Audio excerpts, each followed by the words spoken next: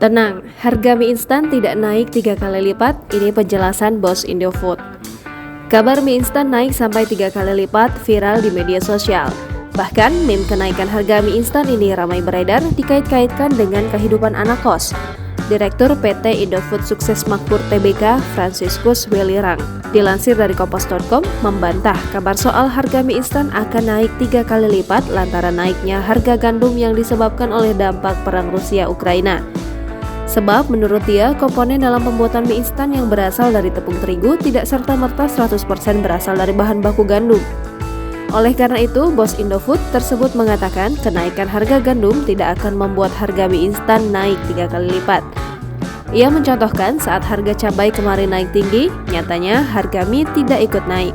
Padahal ada cabai dalam proses pembuatannya. Begitu juga sewaktu harga minyak goreng naik, mie instan tidak ikut naik. Franciscus yang juga menjabat sebagai Ketua Umum Asosiasi Produsen Tepung Terigu Indonesia mengaku, sejauh ini belum ada anggotanya yang mengeluhkan tersendatnya distribusi gandum. Kondisi masih dapat dikatakan aman. Sebelumnya Menteri Pertanian Syahrul Yassin Limpo mengatakan, harga mie instan akan naik 3 kali lipat lantaran naiknya harga gandum yang disebabkan oleh dampak perang Rusia-Ukraina.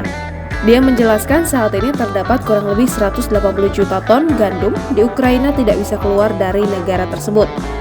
Sementara Indonesia menjadi salah satu negara yang bergantung pada impor gandum.